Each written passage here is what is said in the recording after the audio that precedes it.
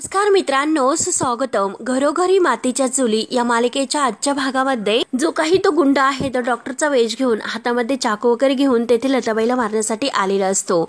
आणि आता जेव्हा तो लताबाईवर चाकू उगारणार तोच लगेच जानकी मागून येते आणि जानकी मात्र त्या गुंडाचा हात धरून त्याला अडवते. जानकी आणि त्या दोघांमध्ये खूप अशी झटापट होते, पण तरी सुद्धा तो जानकीला बाजूला ढकलतो आणि जानकीच्या अंगावर चाकू मारणार तोच लगेच तेथे ऋषिकेश धावत येतो आणि ऋषिकेश मात्र त्या गुंडाचा हात धरतो आणि त्याला बेदम मारतो. तेव्हा आता ऋषिकेश त्याला मारत विचारतो की कोण आहेस तू, तुला कोणी पाठवले हे सर्व करण्यासाठी आणि सांग. म्हणून त्याला अगदी इतका मारतो आणि सांगतो की नाही तुला कोणी पाठवले हे सुद्धा तो विचारत असतो. तेव्हा आता मारता मारता तो पळून जायला निघतो, परंतु ऋषिकेश पुन्हा त्याच्या मागे धावत जातो आणि त्याला पकडतो. जानकी आता खूप घाबरलेली असते आणि लताबाई अजूनपर्यंत शुद्धीवर नसते. जानकीला खूप टेन्शन येते. जानकी धावतच आता त्यांच्या मागे जाते आणि तेवढ्यात मात्र तो गुंड आहे तर तो बाहेर पळतच येतो. ऋषिकेश पुन्हा आता त्याला तेथे धरतो आणि त्याला मारत असतो. आता हॉस्पिटलमध्ये जे ऑर्ड बॉय असतात तर ते सुद्धा धावतात. कुणाला काय नेमकं चाललंय हे काही कळत नसतं, कारण तो जो गुंड आहे तो डॉक्टरांच्या वेशात असतो आणि त्याच वेळेस तेथे ऐश्वर्या आलेली असते. ऐश्वर्या हे सर्व पाहते. तेव्हा तो ऋषिकेश विचारतो की कोण आहेस तू, येथे कशाला आला आणि कुणाच्या सांगण्यावरून तू मारायला आला होता. आता जानकी सुद्धा बाहेर येते. तर ऋषिकेश म्हणतो की कोण आहेस तू, कोणी पाठवले तुला. तेव्हा मात्र आता तो गुंड लगेच आता तेथे ऋषिकेशचा मार खाता खाता लगेच पळ काढतो. तर ऋषिकेश पुन्हा अगदी बाजूला म्हणजे ढकलल्यानंतर ऋषिकेश बाजूला पडलेला असतो. तेवढ्यात तो गुंड बाहेर पळून जातो. ऋषिकेश त्याच्या मागे धावतच जातो. ऐश्वर्या मात्र आता तेथे आलेली असते आणि हे सर्व पाहते. तेव्हा आता जानकी लगेच आता म्हणते की पोलिसांना फोन लावा. तेव्हा आता पोलीस शब्द ऐकल्यानंतर ऐश्वर्याची तूर पूर्णपणे अगदी पायाखालची जमीन सरकते. ऐश्वर्या म्हणते की पोलीस. तेव्हा मात्र आता ऐश्वर्याने मुद्दाम जो फायर अलार्म आहे तर तो अगदी बटन त्याचं दाबलेलं असतं आणि सगळीकडे तो आता अलार्म वाजत असतो. तेव्हा आता हॉस्पिटलमध्ये एक प्रकारचा गोंधळ निर्माण होतो. जानकी इकडे तिकडे बघते आणि तेथे येते तर तेथे तिला ऐश्वर्या दिसते. ऐश्वर्या आता अगदी हे सर्व बघून हसत असते आणि जानकी पाहते आणि ऐश्वर्याला रागाने विचारते की तू इथे आणि कधी आलीस. त्यानंतर आता इकडे नंदीबाईंच्या घरामध्ये आता ह्या म्हणजे मंगळागौरीच्या कार्यक्रमासाठी अवंतिका आणि सुमित्र घरी येतात. खूप काही गिफ्ट्स वगैरे आणलेले असतात. तेव्हा आता अवंतिकाला बघून शर्वरी घट्ट अशी मिठी मारते, धावतच येते. तेव्हा आता शर्वरीला खूप असा आनंद झालेला असतो आणि अवंतिका आणि सौमित्रीला सुद्धा शर्वरीला भेटून खूप आनंद होतो. शर्वरी म्हणते की खरंच तुम्ही दोघं आलात, खूप बरं केलं, कारण मी एकटी खूप बोर होत होते. आणि काय रे दादा, अरे तू कोर्टातून आलास की काय. तेव्हा आता लगेच अवंतिका म्हणते की हो. आणि हे बघा ताई, मी तुम्हाला सांगते की सौमीची एक केस होती ती कधीपासून रखडली होती, तारीखवर तारीख पडत होत्या, चक्क म्हणजे आहेत ना आज केस मात्र जिंकून आलेत. तेव्हा आता शर्वरी खूपच खुश होऊन आता सौमित्रेला कॉंग्रॅच्युलेशन्स बोलते. सौमित्र सुद्धा खुश होऊन आता शर्वरीला थँक्यू असे बोलतो आणि तिघे आता खूप असे खुश असतात. तेव्हा मात्र आता मी त्याला अगदी ह्या आनंदाच्या क्षणावर सांगितलं की चल मी तुला आज माझ्याकडून ट्रिप देते, कारण एका लॉंग ड्रायव्हिंगवर मी तुला घेऊन जाते, म्हणून आज आम्ही इकडे आलो आणि ते पण स्वतः ड्रायव्हिंग करत. तेव्हा आता शर्वरी म्हणते की काय म्हणजे एक मिनिट, अगं अवंतिका तू स्वतः ड्रायव्हिंग करत त्याला आता मुळशीला घेऊन आलीत. तेव्हा आता अवंतिका म्हणते की हो. शर्वरी खुश होऊन अवंतिकाचं कौतुक करते आणि म्हणते की खरंच नंबर 1 आहे तू मात्र सौमित्र, अरे दादा तू माटच राहिला. तेव्हा आता अवंतिकाला खूप हसू येते आणि ती हसता हसता सौमित्राच्या मिठीत येते. तेव्हा आता सौमित्र म्हणतो की झाली तुमची गंमत करून झाली का. आणि तेव्हा दोघे आता खूप असे हसत असतात आणि सौमित्राला सुद्धा हसू येते. त्यानंतर आता सौमित्र इकडे तिकडे बघतो, घरात तर कोणी अजूनपर्यंत दिसत नाही, म्हणून तो विचारतो की घरातील सर्वजण कुठे गेलेत.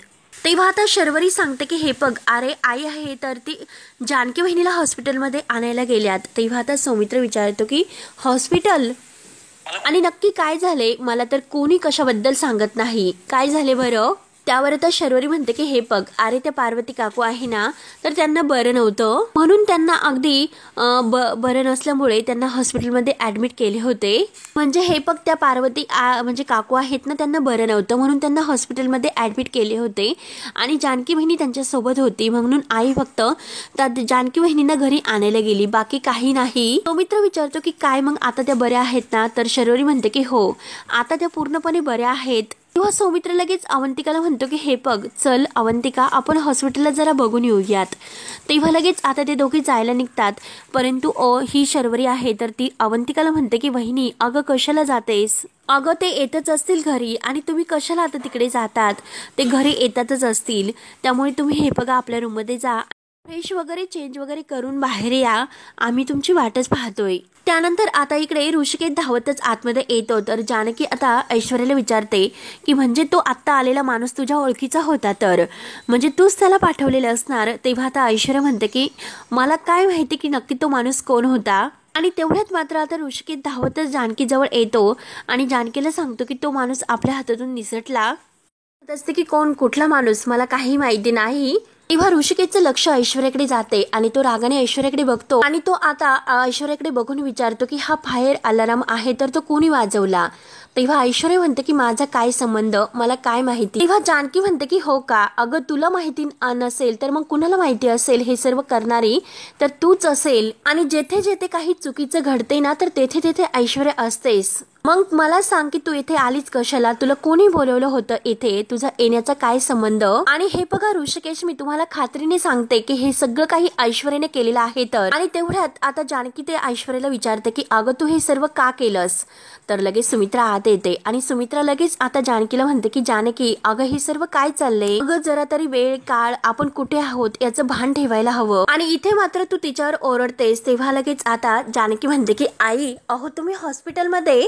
मित्र म्हणते की अगं तुला बोलवायला आलो मी आणि ऐश्वर्या आणि पार्वती ताईंना बघण्यासाठी सुद्धा आम्ही इथे आलो. तेव्हा आता जानकी विचारते की आई मला बोलवायला आणि का बरं. तेव्हा आता सुमित्रा म्हणते की अगं ह्या वर्षी तर तू सगळं काही विसरूनच गेली आहे, तर परंतु बरं झालं अगं ऐश्वर्याने मला आठवण करून दिली. अगं श्रावण महिना सुरू झालेला आहे आणि उद्या आपल्या घरी मंगळागौर आहे, मग त्याची तयारी करायला नको का, म्हणूनच तुला आम्ही इथे बोलवायला आलो. आणि इथे येऊन मी पाहते तर काय तू तिच्यावर ओरडतेस. आणि तेवढ्यात मात्र नर्स धावतच येतात आणि डॉक्टरांना सांगतात की पार्वती रणदिवे यांना शुद्ध आलेली आहे. तेव्हा डॉक्टर म्हणतात की पार्वती रणदिवे का. तेव्हा नर्स म्हणतात की हो हो. तर जानकी आता बाकी सर्वजण तेथेच असतात. जानकी आता हे सर्व ऐकते आणि ऐश्वर्याचा अगदी आता लताबाईला शुद्ध आल्यानंतर अगदी तिचा चेहरा बघण्यासारखा होतो. त्यानंतर डॉक्टर आता लगेच जानकी आणि ऋषिकेशला सांगतात की तुमच्या आईंना शुद्ध आली म्हणून. हा ऋषिकेश धावतच जातो आणि जानकी सुद्धा. सगळेजण आत येतात. डॉक्टर आता लताबाईला विचारतात की काय तब्येत कशी आहे. तेव्हा लताबाई म्हणते की आता मी बरे आहे. तेव्हा आता सुमित्रा विचारते की पार्वती ताई अहो कसं वाटतं आता. तर लताबाई म्हणते की आता ठीक वाटतं. आणि आता सुमित्रा विचारते की काय हो काय झालं, तुम्ही अशा अचानक का निघून गेल्यात. तेव्हा पार्वती आता ऋषिकेश जानकी ऐश्वर्या सगळ्यांना पाहत असते. तेव्हा आता सुमित्रा म्हणते की बघा अहो हे सर्व काय झाले. तर तेव्हा आता लताबाईच्या डोळ्यात पाणी येते आणि लताबाई म्हणते की कर्म माझं दुसरं काय असणार. तेव्हा आता लताबाई विचारते की मला इथे कोणी आणले. तर सुमित्रा म्हणते की अहो जानकीने तुमच्या सुनेने, अहो तिनेच तुम्हाला इथे आणले, तिला इतकी काळजी आहे तुमची की कालपासून ती इथे तुमच्या जवळच आहे. आणि हे बघा इथे मात्र मी तुमच्या तब्येतीची चौकशी करण्यासाठी आणि तुम्हाला जानकीला घरी घेऊन जायला आलेले आहे. आणि हे बघा उद्या आपल्याकडे मंगळागौरीचा कार्यक्रम आहे. रणदिव्यांच्या सगळ्या सुनांची मंगळागौर उद्या आहे आणि हे बघा त्यासाठी मात्र तुम्ही घरात असणं हे आवश्यक आहे का. त्यामुळे अगदीच लवकरात लवकर बऱ्या होऊन घरी या. त्यानंतर आता लगेच डॉक्टर येतात. डॉक्टर लगेच ऋषिकेशला सांगतात की मिस्टर रणदिवे आपण पोलीस कंप्लेंट केलेली आहे आणि नक्की हे सर्व कोणी केले, तो गुंड कोण होता याची लवकरात लवकर सर्व चौकशी होईलच. तुम्ही काही काळजी करू नका, पोलीस लवकरात लवकर त्या माणसाला पकडतील. तेव्हा लगेच ऐश्वर्या म्हणते की थँक्यू डॉक्टर. आणि हे बघा आम्ही यांचं डिस्चार्जच विचारतो, यांना आम्ही कधी घरी घेऊन जाऊ शकतो. हे बघा अशा परिस्थितीत यांचं इथे राहणं खूप असं रिस्की आहे, त्यामुळे आम्ही त्यांना घरी कधी घेऊन जाऊ शकतो.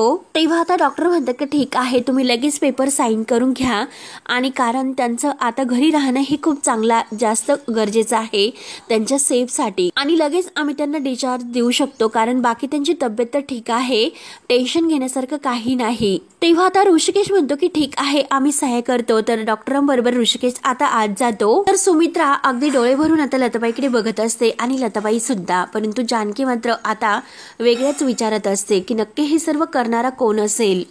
तर आता जेव्हा ऐश्वर्या घरी येते तर सारंग म्हणतो की ऐश्वर्या, अहो नक्की तुमच्या डोक्यामध्ये काय प्लॅन आहे आणि त्या लताबाईला घरी तुम्ही का घेऊन येण्याचा निर्णय घेतला असेल आणि कशाला तुम्ही त्या बाईला घरी घेऊन येण्याचा प्लॅन केलात. तेव्हा ऐश्वर्या विचारते की काय झालं, काय प्रॉब्लेम आहे. तर सारंग म्हणतो की विसरलात का सगळं काही तुम्ही. अहो ती लताबाई त्या जानकी वहिनीला जर एकदा काही सांगितले तर एका मिनिटात सगळं काही संपेल आणि ती जानकी वहिनी कायम तर लक्ष ठेवून असते आणि शेवटी तिला कळेल की ती लताबाई तिची आई आहे म्हणून.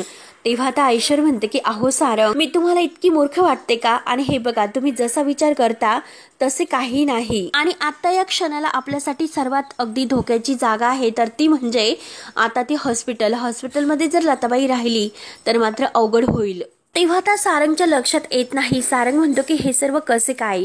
तेव्हा आता ऐश्वर्या ही चिडते. ऐश्वर्या म्हणते की अहो सारंग, काय विचारतात, कसे काय म्हणजे ती जानकी आहे ना, त्या हॉस्पिटलमध्ये 24 तास त्या लता सोबतच बसलेली असते आणि घरामध्ये असं नाही होणार कारण 24 तास जानकी त्या लताबाईवर लक्ष ठेवून नसणार. तिला घरात काम असते आणि ते काम करता करता लताबाईकडे तिचं लक्ष जाणार नाही आणि जर ती घरामध्ये असेल तर आपल्याला तिच्यावर लक्ष ठेवता येईल. तेव्हा आता सारंग म्हणतो की हो असं आहे तर ते. तेव्हा कुठे सारंगच्या लक्षात येते की नक्की आता लताबाईला मारण्याचा प्लॅन आपल्याला करायचा आहे. तर तेव्हा आता सारंग लगेच हे ऐकून खुश होतो. सारंग म्हणतो की हो ऐश्वर्या, आता कुठे मला कळले की एक प्लॅन जर आपला फसला तर दुसरा प्लॅन मात्र तुमच्या डोक्यामध्ये रेडी असतो. खरंच ऐश्वर्या, तुम्हाला मानलं पाहिजे. तेव्हा आता ऐश्वर्या म्हणते की माझा अगोदरचा प्लॅन. तर सारंग म्हणतो की अहो तुम्हीच तर ते लताबाईला मारण्यासाठी एका माणसाला मारण्यासाठी पाठवलं होतं हॉस्पिटलमध्ये. तेव्हा आता ऐश्वर्या ही रागवते. ऐश्वर्याला तर धक्काच बसतो. ऐश्वर्या म्हणते की अहो हे सर्व मी नाही केले. सारंग म्हणतो की अहो तुम्ही असं काय करतात, तुमच्या सांगण्यावरूनच तो माणूस त्या लताबाईला मारण्यासाठी हॉस्पिटलमध्ये गेला होता डॉक्टरांचा वेश घेऊन त्या लताबाईला मारण्यासाठी. तेव्हा लगेच आता ऐश्वर्या म्हणते की नाही सारंग, मीच तुम्हाला ते सांगण्याचा प्रयत्न करते की अहो तो माणूस नक्की कोण आहे याबद्दल मला माहिती नाही, परंतु तो माणूस कोणी पाठवला असेल हे सुद्धा मला माहिती नाही आणि हे सगळं मी तुम्हाला माहिती असेल म्हणून तुम्हालाच विचारते. आणि हे बघा, मी तर लताबाईला मारण्याचा प्लॅन करते आणि मध्ये जेव्हा मारायला गेले होते तेव्हा मात्र काल मी अगदी पकडले जाणार होते आणि थोडक्यात वाचले. मग आज मात्र मी कशाला तिकडे त्या लताबाईला मारण्यासाठी माणसं पाठवून म्हणून. तेव्हा आता सारंग म्हणतो की अहो पण कोणाच्या तरी सांगण्यावरून तो माणूस त्या बाईला म्हणजे लताबाईला मारण्यासाठी तेथे आला होता, तर मग त्याला हे सर्व कोणी सांगितलं असेल. आणि ऐश्वर्या, अहो हे सर्व तुमच्या लक्षात येते का, या अगोदर सुद्धा कोणीतरी जानकी वहिनीपासून तुम्हाला वाचवलं होतं, हे सगळं तुमच्या लक्षात येते का. तेव्हा कुठे आता ऐश्वर्याच्या डोक्यात प्रकाश पडतो आणि ती विचारत असते. तेव्हा मात्र आता जो गुंड घरामध्ये आणला होता जानकीने पकडून, तेव्हा सुद्धा आता त्या गुंडाला पैसे त्या माणसाने दिलेले असतात आणि जानकीचे नाव घेण्यासाठी सांगितलेले असते. या अगोदर जो क्षण घडून गेलेला आहे तो तर लगेच आता ऐश्वर्याच्या डोळ्यासमोर येतो. तेव्हा ऐश्वर्या सारंगला म्हणलेली असते की अहो त्या माणसाने मला वाचून जानकीचं नाव कसं घेतलं असेल हे मलाच माहिती नाही, म्हणजे नक्की आपल्याला मदत करणारा हा माणूस कोण आहे याचा ते दोघे आता विचार करत असतात. माणूस तोच आहे की त्याच्याच सांगण्यावरून लताबाईला मारण्यासाठी तो त्याचा गुंड म्हणजे त्याचा तो माणूस हॉस्पिटलमध्ये गेला होता. तर माणूस नक्की कोण असेल आणि तो आपल्याला का मदत करतोय आणि नक्की सांगा ऐश्वर्या, तुम्हाला माहिती असेल तुम्ही विचार करा की तो माणूस कोण असेल म्हणून. तेव्हा आता ऐश्वर्या खूप काही विचार करते आणि सारंगला म्हणते की माहिती नाही. तेव्हा ऐश्वर्या विचारत पडलेली असते की नक्की कोण आहे तो. त्यानंतर आता इकडे जानकी तयार होते आणि ती ऋषिकेशला सांगते की हे बघा ऋषिकेश, मंगळागौरीची सगळी तयारी झालेली आहे आणि हे बघा अहो तुम्हाला फक्त डेकोरेशन वाल्यांशी बोलायचं आहे, मी सगळी तयारी करून ठेवलेली आहे आणि हे बघा तुम्हाला फक्त ओवीसाठी जे काही. तेव्हा आता ऋषिकेश तिला पुढचं काही बोलून देत नाही आणि जानकीला म्हणतो की जानकी काय हे, अगं किती धावपळ करशील. तेव्हा आता जानकी म्हणते की नाही हो. तर ऋषिकेश म्हणतो की अगं गेल्या 2 दिवसापासून तो हॉस्पिटलमध्ये होती, थकले असतील, त्यामुळे जरा आराम कर. आणि हे बघ आता तर पार्वती आईला डिस्चार्ज मिळालेला आहे, त्यामुळे आता तू तिची व्यवस्थित काळजी घे, त्यामुळे मला असं वाटतं की ती इथे जास्त सेफ आहे म्हणून. तेव्हा आता ऋषिकेशला विचार येतो. ऋषिकेश जानकीला परत म्हणतो की जानकी मला एक गोष्ट नाही कळत, कारण आईवर हल्ला करणारा तो माणूस कोण असेल या सर्वाचा दोघे आता विचारच करत असतात आणि नक्की हल्ला करणारे कोण आहे. अगदी ऋषिकेश आणि जानकी विचार करून टेन्शन मध्ये येतात.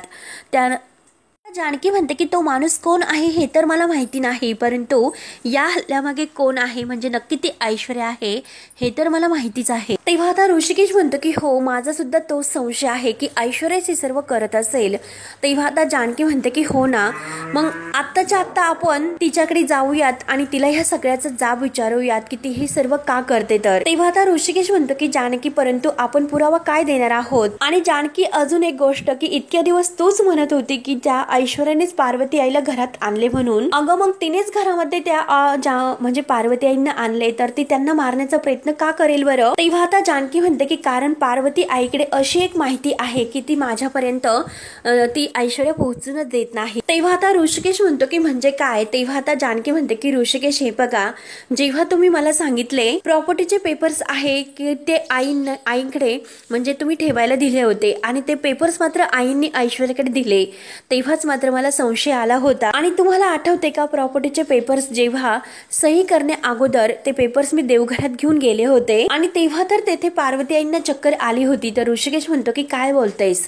तर जानकी म्हणते की हो, आणि मी त्यांच्यासाठी पाणी आणायला आत गेले होते आणि त्याच दरम्यान ऐश्वर्याने नक्की ते पेपर्स बदलले असतील असा डाऊट मला आहे. आणि हे बघा ऋषिकेश, डाऊट नाही तर खात्री आहे, म्हणून मी आता तिच्या खोलीमध्ये झडती घेण्यासाठी गेले होते. मला तेथे पेपर्स नाही मिळाले, परंतु तेथे मात्र मला माझ्या आईचा फोटो मिळाला. तेव्हा आता लगेच ऋषिकेश ते ऐकता लगेच म्हणतो की जानकी, अगं तुला कळतेस का तू काय केलंस. अगं ती ऐश्वर्या रूम मध्ये नसताना तिच्या खोलीत जाऊन तुला झडती घेण्याची काय गरज होती बरं. तेव्हा आता जानकी म्हणते की नाही, माझं ऐका. तेव्हा ऋषिकेश म्हणतो की मला तुझं मुळात ऐकायचं नाहीच, परंतु तू जे काही केलंस ना तर ते चुकीचे केले. ऋषिकेश म्हणतो की जानकी, तुला माहिती आहे ना ऐश्वर्या कशी आहे, पुन्हा या सर्व गोष्टीचं भांडवल करेल आणि घरामध्ये एक मोठा तमाशा करेल आणि दरवेळेस सारखे सगळेजण तुझ्यावर आरोप करतील आणि तुला चुकीचं ठरवतील आणि हेच मला नको आहे. परंतु जानकी, एक गोष्ट मात्र लक्षात घे, घरामध्ये परिस्थिती अशी आहे की तू काही जरी सांगण्याचा प्रयत्न केलास तर कोणी तुझ्यावर विश्वास नाही ठेवणार, म्हणजे कुणाचाच त्यावर विश्वास नाही बसणार. सत्य हे बाजूला ठेवतील आणि अगदी पुरावे मागत बसतील. आणि हे बघ जानकी, आपल्याला जर ठामपणे आपला निर्णय अगदी सर्वांसमोर मांडायचा असेल तर आपल्याला त्यासाठी अगदी एक भक्कम असा पुरावा द्यावा लागेल. जानकी तरी सुद्धा विचारतच असते आणि तिचा चेहरा पार पडलेला असतो. तेव्हा ऋषिकेश पुन्हा तिच्याकडे बघतो आणि म्हणतो की जानकी, इतकं काही तुला बोललो त्याचं तुला वाईट वाटलं का. तेव्हा आता जानकी म्हणते की नाही हो, तुम्ही जे काही बोलतात ते अगदी बरोबर आहे. आणि हे बघ जानकी, अगं उद्या मंगळागौर आहे, सगळेजण आलेले आहेत, त्यामुळे तू मात्र इतक्या उदासवाणी चेहऱ्याने राहू नकोस. आणि तेवढ्यात आता दाराशी अवंतिका आणि सौमित्रा आलेले असतात. तर ते आता जानकी आणि ऋषिकेशचं जे काही सुरू आहे तर ते बघून हसतात. तेव्हा आता या दोघांना सुद्धा त्यांना बघून खूप आनंद होतो. ऋषिकेश आता सौमित्रा आणि अवंतिका ह्या दोघांना आत्या असं म्हणतो. ते दोघेही मात्र आता तेथेच उभे राहतात आणि एकमेकाकडे बघत असतात. तर जानकी पुढे येते आणि सौमित्रा अवंतिकाला विचारते की काय झाले, तुमचे चेहरे इतकी सिरियस का आहेत. तेव्हा आता सौमित्रा म्हणतो की आम्हाला जरा तुमच्याशी बोलायचं आहे. तेव्हा आता ऋषिकेश आणि जानकी थोडेसे गंभीर होतात. नक्की आता सौमित्रा आणि अवंतिका यांना काय बोलायचं असेल. त्यानंतर आता इकडे लताबाई झोपलेली असते. ऐश्वर्या तिच्या रूम मध्ये येते आणि लताबाईचा हात धरते. आता लताबाई जेव्हा हात धरलेला बघून ती डोळे उघडते आणि ऐश्वर्याला बघून खूपच घाबरते. ऐश्वर्याला म्हणते की तू. तेव्हा ऐश्वर्या म्हणते की हो, आणि हे बघा मी इथेच आहे. आणि काय हो लताबाई, आता कसं वाटतं बरं असे विचारते. तेव्हा आता लगेच लताबाई घाबरतच हो हो बरं वाटतं असं म्हणते. तर ऐश्वर्या म्हणते की हो हो ठीक आहे ठीक. आणि हे बघा दुसऱ्यावरचं काय असतं म्हणजे कर्माचं चक्र, आणि जेथे आपल्याला फिरून घेऊन येते तर तेथे परत यावंच लागतं. आणि काय ग लताबाई, अगं तू तर नाटक अगदी अर्धवट सोडून पळून निघाली होती, तर तू पळून जात होती का. तेव्हा आता लताबाई घाबरते. लताबाई आता घाबरतच नाही असं करते. आणि हे बघ अगं माझ्या म्हणजे जानकीला संशय आला होता आणि त्यामुळे मला खरंच भीती वाटत होती आणि मला असं वाटत होतं की मी पकडली जाईल म्हणून. तेव्हा आता ऐश्वर्या म्हणते की हो का, तू पकडली जाईल असे तुला वाटत होते का, आणि म्हणूनच तुम्हाला फसून आणि अगदी सगळं काही अगदी धोक्यात ठेवून पळून चालली होती तर. आणि तुला आठवते का आपल्यामध्ये एक डील झाले होते की किती काही झाले तरी तुला हे नाटक कंटिन्यू करावंच लागेल. जोपर्यंत हे नाटक पूर्ण होत नाही, म्हणजे जोपर्यंत हे सर्व पूर्ण होत नाही तोपर्यंत तुला तुझं नाटक करावं लागतच राहणार, कारण तू या घरची पार्वती आहे हेच आता सर्वांच्या बनून म्हणजे उभं राहायचं आणि सर्वांना आता तू सिद्ध करून तर दिलेलं आहे. त्यामुळे आता हे नाटक म्हणजे डील संपेपर्यंत तू कुठेही जायचं नाही.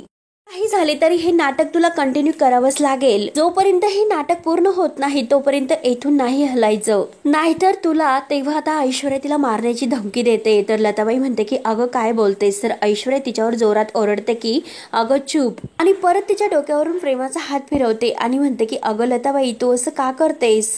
आणि चल अगोदर एक काम कर, किती काही झाले तरी तू आता मात्र त्या जानकीशी नाही बोलायचं. जानकी मात्र तुला फसवण्याचा प्रयत्न करते. ती जानकी तुला मारते आणि मी तुला वाचवायचा प्रयत्न करते. माझ्या आईची शपथ मी तुला खरं सांगते. आणि तूच आता विचार कर की नेमकी व्हिलन कोण आहे. हे तर तुला कळलंच असेल आणि यापुढे काय करायचं ते. आणि एक गोष्ट लक्षात ठेव की तिच्याशी तू बोलू सुद्धा नकोस. आणि किती काही झाले तरी शेवटी त्या जानकीला मात्र तू तुझ्या रूम मध्ये तिला येऊन देऊ नकोस. आणि ती जर तुझ्या सोबत आली तर ती तुझा गेम ओव्हर करेल, अगदी तुझा गेम खल्लास करेल. त्यामुळे आता हे फक्त तूच ठरव काय करायचं आहे ते. नंतर मात्र पश्चाताप करू नकोस. कळलं ना मी तुला काय सांगितले ते. आणि तेवढ्यात तिथे सुमित्रा येते. सुमित्रा आता लगेच आल्यानंतर ऐश्वर्या तिचा रंग बदलते. सुमित्रा म्हणते की ऐश्वर्या अगं तू इथे. तर ऐश्वर्या लगेच उठते आणि म्हणते की हो हो. आणि आई अहो या पार्वती आई हिना यांची चौकशी करण्यासाठी आले होते, त्या कशा आहेत हे बघण्यासाठी. तेव्हा आता सुमित्रा विचारते की अगं कशी आहे तब्येत आणि तुम्हाला बरं वाटतं ना आता.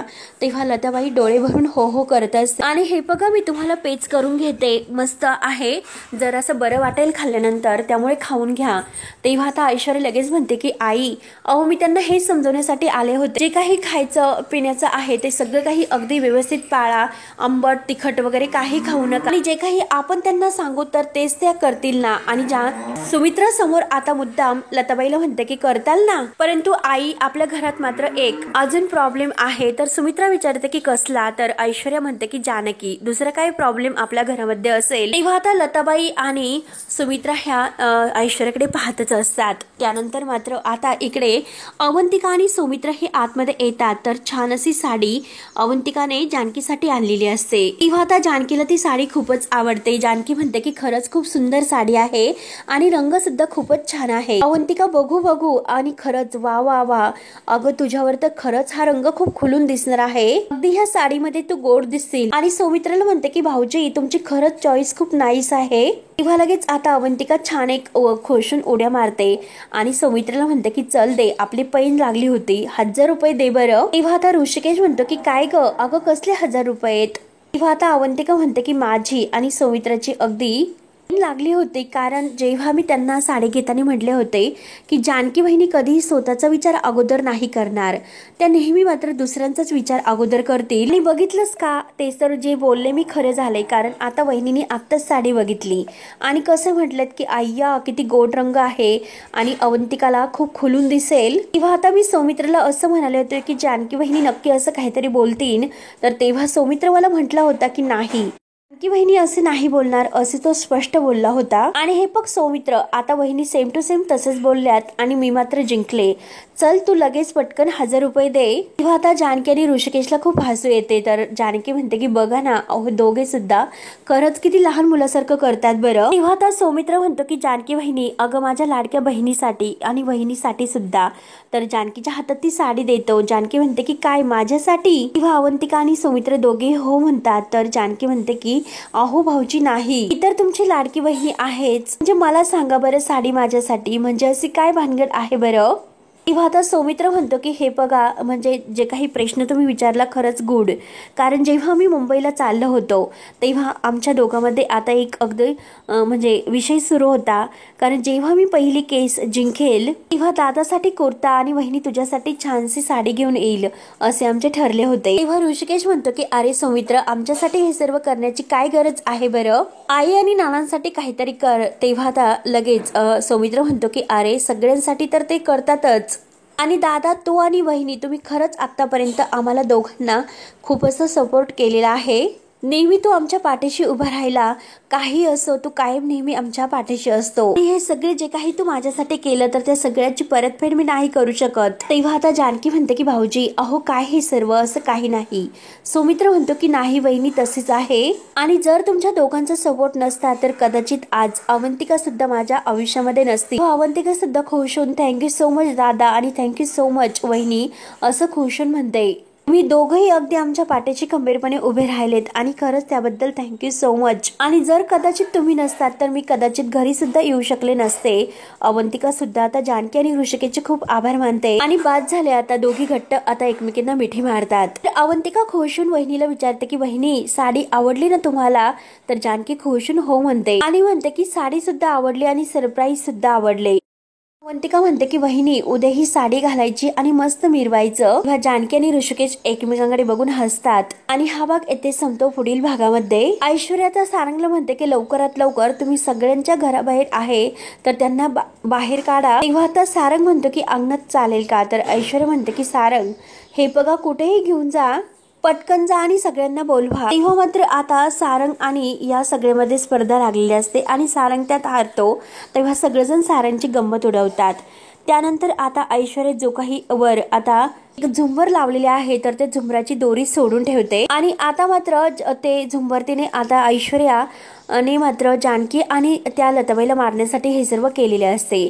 त्यानंतर आता इकडे सगळेजण आता भेंड्यांचा कार्यक्रम खेळता खेळता जानकी आता सारंगला म्हणते की विचारू का कोड? तर सारंग म्हणतो की हो वहिनी विचार ना। आपण इथे असताना सगळी काही मजा मस्ती करताना तुमची जी काही तुमच्यावर प्रेम करणारी बायको आहे तर ती कुठे आहे?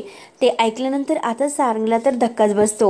ऐश्वर्याने मात्र ते झुंबर जानकी आणि लताबाईच्या अंगावर पाडायचं ठरवलेलं असतं आणि आता ह्या मंगळगौरीच्या कार्यक्रमामध्ये आता जानकी समोर आणि लताबाई समोर एका ओवीच्या चित्रामुळे ते सर्व सत्य येणार असते की त्या दोघी एकमेकींच्या मायलेकी आहेत म्हणून। तेव्हा मित्रांनो पुढे काय होतं काय नाही हे पाहण्यासाठी आपल्या चॅनलला नक्की सबस्क्राईब करत राहा। धन्यवाद।